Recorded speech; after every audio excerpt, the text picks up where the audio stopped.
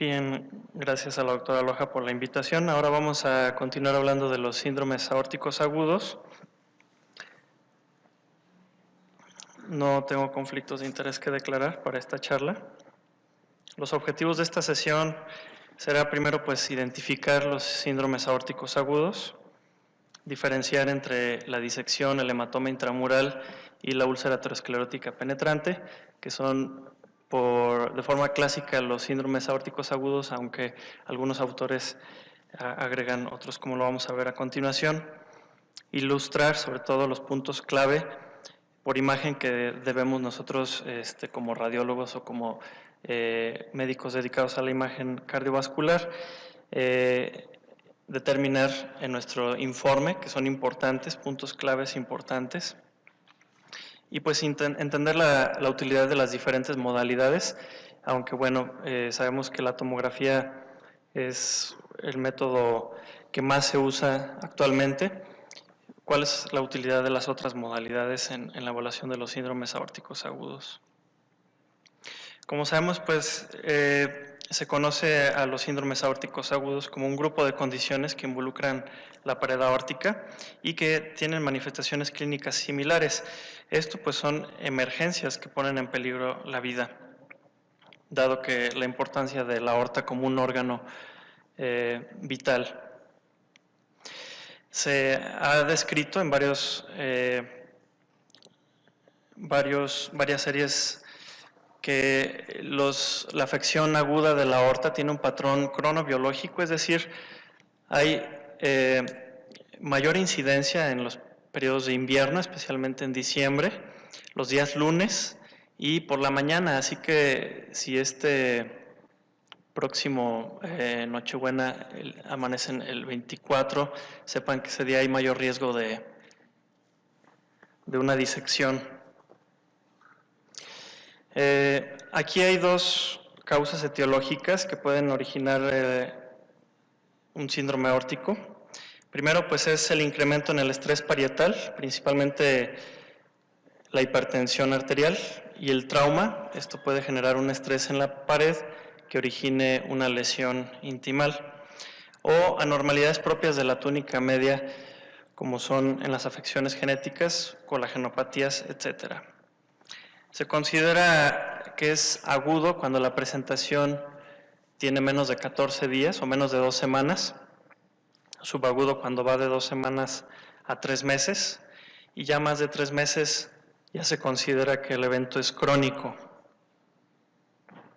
Como les decía, clásicamente dividimos al síndrome o los síndromes aórticos agudos en disección aórtica, en donde vamos a tener básicamente una lesión, una ruptura de la capa intimal con extensión del contenido intraluminal hacia la capa media, y esto va a ir disecando en sentido distal.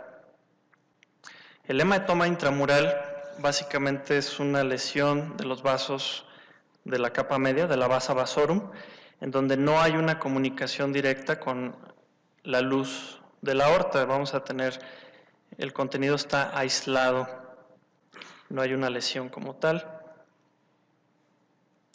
Y la úlcera aterosclerótica, pues el origen inicial vamos a tener una placa de ateroma que comienza a ulcerarse y de nuevo va a dañar la capa intimal, y este daño origina paso de la sangre hacia la capa media. Entonces, lo común en las tres condiciones es que tenemos extensión del contenido intraluminal de la sangre hacia la capa media.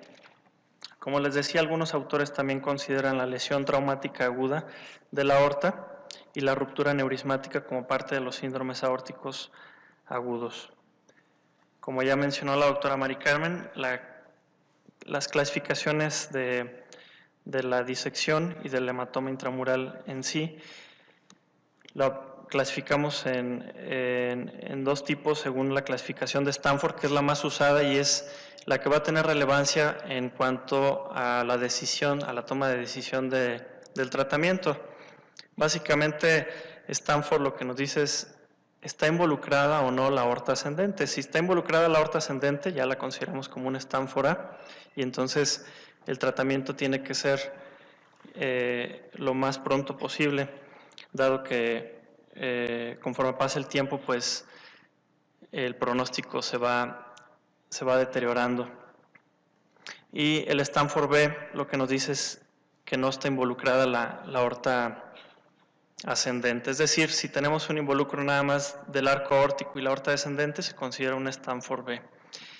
Y la clasificación de Bakey lo que nos dice es dónde está la lesión intimal. Cuando la lesión intimal está en la aorta ascendente, la consideramos como un tipo 1. Cuando hay extensión también hacia la aorta descendente. Cuando está localizada nada más la disección en la aorta ascendente es un tipo 2 y el tipo 3 cuando involucra la aorta descendente. Aquí se clasifica en 3A cuando es la aorta torácica y 3B cuando es la aorta abdominal. La clasificación de Svensson lo que nos dice es, tenemos 5 clases de síndromes aórticos agudos, que es la disección clásica, en donde tenemos una luz verdadera y una luz falsa, comunicados por un sitio de entrada. La clase 2 es el hematoma intramural. La 3 es una disección focal muy pequeña con un abombamiento de la pared aórtica. La clase 4, que es la úlcera aterosclerótica penetrante. Y la clase 5, que es una lesión iatrogénica. Aquí estamos viendo, por ejemplo, un catéter que generó una disección, o de origen traumático también puede ser. Entonces, ¿cómo vamos a estudiar? Pues hay diferentes modalidades, todas con sus diferentes ventajas y desventajas. Realmente, pues sabemos que el ecocardiograma es un método que tiene amplia disponibilidad, que tiene buena resolución temporal y que no utiliza medio de contraste. Además, se puede realizar al lado de la cama del paciente. Pero pues una de sus principales desventajas en este tipo de patologías pues es su campo de visión limitado.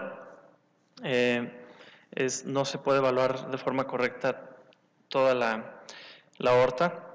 La aorta descendente es difícil de evaluar en un eco transtorácico, a menos un eco transesofágico es más fácil evaluar la aorta descendente, y pues sabemos que es operador dependiente. La tomografía, pues como sabemos, tiene una excelente resolución espacial, tiene un amplio campo de visión, podemos evaluar la extensión total de la aorta y sus ramas en un solo barrido que dura apenas unos segundos con los nuevos tomógrafos multidetectores. Obviamente, pues su desventaja pues, es la utilización de radiación ionizante y el medio de contraste que es nefrotóxico. La resonancia también nos presenta una buena resolución espacial y temporal, la capacidad de tener imágenes multiplanares, y es un método ideal en el seguimiento de pacientes, sobre todo pacientes jóvenes o que tengan deterioro en la función renal. La resonancia es un método ideal para evaluar estos pacientes. Obviamente, pues la adquisición es prolongada, por lo cual no es un método que se recomienda en el servicio de urgencias cuando se sospecha un síndrome aórtico agudo, y pues no se recomienda también en pacientes inestables por lo mismo, el tiempo de adquisición prolongado. Sabemos que el cateterismo tiene la mejor resolución espacial, nos permite hacer valoraciones hemodinámicas y es terapéutico. Sin embargo, pues su disponibilidad es limitada y es invasivo, por lo cual para el diagnóstico prácticamente ya en ningún lado se realiza. Entonces, la tomografía, como sabemos, pues es un método versátil que nos permite evaluar la aorta en toda su extensión y no solamente la luz, sino las características de la pared, que en el síndrome aórtico agudo es fundamental evaluar, las características y localización de las placas de ateroma, pero también mediante la sincronización electrocardiográfica nos permite evaluar estructuras como la válvula aórtica, que es importante en disecciones Stanford A, el involucro o no de la raíz aórtica de la válvula aórtica y sobre todo también del origen de las arterias coronarias, como vamos a ver más adelante. Entonces, la tomografía nos permite hacer evaluación también de la movilidad y apertura y cierre de las valvas de la válvula aórtica. Actualmente también las reconstrucciones tridimensionales pueden ser de mucho valor en la evaluación de estos pacientes. Les presento, este es el primer paciente que hacemos con esta técnica novedosa de Cinematic Rendering ahí en el Centro Médico de Occidente. Y vean, son la misma reconstrucción convencional con el BRT convencional, y con Cinematic Rendering nos da una imagen fotorrealista mucho más acercada a la realidad. Es el mismo paciente con disección. Aquí podemos ver la luz verdadera y la luz falsa. Y vean, es básicamente para comparar los dos tipos de reconstrucciones convencional, BRT convencional, y con Cinematic Rendering, que básicamente lo que hace es un algoritmo diferente de renderizado y de iluminación que permite una imagen fotorrealista. La resonancia magnética, como les decía, es útil en el seguimiento. Esta es una paciente que tenemos en seguimiento anual, paciente con Marfan, paciente joven. Entonces, la resonancia es ideal para el seguimiento de estos pacientes. Vean, es una disección Stanford B que involucra la aorta descendente, no hay involucro del arco aórtico. Las medidas y el grado de dilatación lo podemos hacer perfectamente bien con resonancia en el seguimiento. La resonancia pues también es de utilidad en la evaluación funcional, y en los casos de involucro, como les decía, de la raíz aórtica y de la válvula aórtica, pues la presencia de insuficiencia valvular, que mediante mapeos de flujo nos permite determinar la fracción regurgitante. Entonces, bueno, la disección aórtica, como sabemos, es básicamente el mayor porcentaje y es lo que nos vamos a topar en el día a día. Representa hasta el 95% de los síndromes aórticos agudos. Entonces, el hematoma y la úlcera aterosclerótica penetrante va a ser muy raro que lo encontremos. Cuando tenemos como antecedente hipertensión, la disección más frecuente que vamos a tener es tipo B. Y cuando tenemos pacientes menores de 40 años, pues aquí lo más frecuente es que tengamos como causa Marfan, aorta bicúspide y antecedente de cirugía previa. Entonces, como mencionamos, pues hay una ruptura de la capa intimal con extraluminización hacia la capa media. Entonces, como mencionó también ya la doctora Mari Carmen, es importante primero identificar la luz falsa y la luz verdadera. La luz verdadera es la que va a ser más pequeña. ¿Y esto por qué? Pues bueno, tenemos en la luz falsa el flujo de sangre es mucho más lento, y ustedes saben que cuando hay una disminución en la velocidad aumenta la presión según la ley de Bernoulli. Entonces, al aumentar la presión, por eso es que la luz falsa aumenta su diámetro, y esto puede progresar a dilatación aneurismático o ruptura. No se guíen por la concentración de contraste. Muchas veces queremos pensar que la luz verdadera es la que tiene mayor concentración de contraste, y esto no siempre es cierto. Entonces, aquí en este caso lo es, pero ven cómo la luz verdadera puede ser muy pequeñita. Y aquí también vemos ya trombosis de la luz falsa, que eso nos habla también ya de cronicidad. Aquí vemos la luz verdadera como da origen a la arteria renal izquierda, pero la arteria renal derecha da origen, viene de la luz falsa. El siguiente paso pues, es valorar la extensión de la disección, el involucro de los troncos supraórticos. Aquí vemos cómo el tronco brachiocefálico está disecado, no así la carótida común izquierda ni la subclavia. Pero vean cómo aquí tenemos la luz verdadera, muy pequeña, la luz falsa. Y otra cosa importante, vean cómo el flap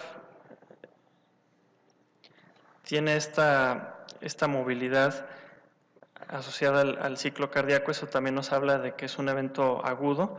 Cuando vemos esta movilidad del flap, ven aquí cómo lo tenemos, y conforme el ciclo cardíaco vemos cómo se desplaza. Entonces vemos esta disección Stanford A. Cuando tenemos una disección Stanford A, lo ideal es sincronizar electrocardiográficamente la parte de la raíz aórtica para poder determinar bien si están involucradas o no las coronarias.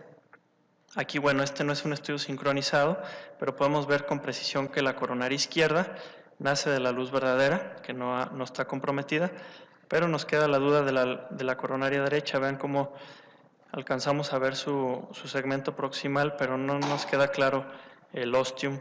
Entonces esto se tiene que repetir para evaluar al menos esa parte.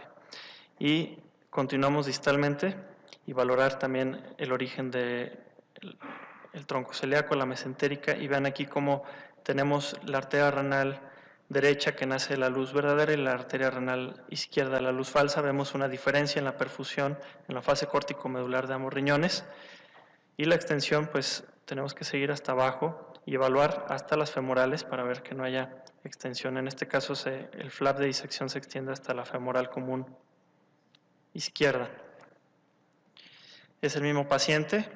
Vean entonces el flap de disección y lo que mencionamos, vean la perfusión del riñón izquierdo, perdón, este es el riñón derecho, estamos en una vista posterior, como la arteria renal nace de la luz verdadera y demostramos cómo la arteria renal derecha nace de la luz falsa.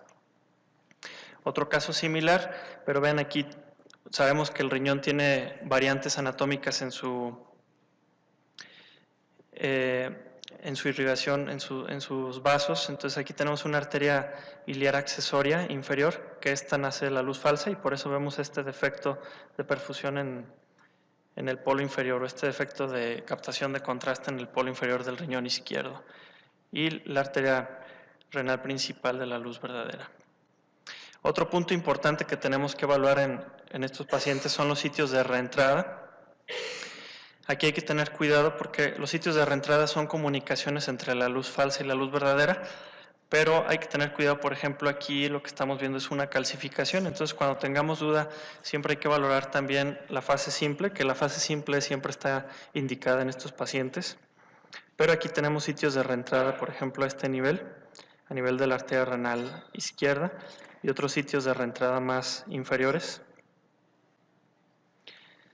Y bueno, esos sitios de reentrada originan lo que estamos viendo aquí, permeabilidad persistente de la luz falsa. Aquí vemos que se colocó, bueno, este fue un tratamiento híbrido con colocación de endoprótesis en todo el arco aórtico y la aorta descendente torácica, y también colocación de un tubo valvado en la aorta ascendente con reimplantación de los troncos supraórticos en la aorta ascendente.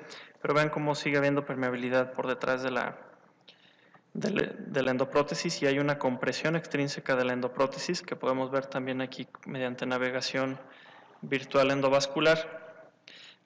Estamos navegando dentro de la endoprótesis y vamos a ver cómo tiende a colapsarse ya en su segmento más distal. Aquí estamos bajando por el arco aórtico. Ahí es un sitio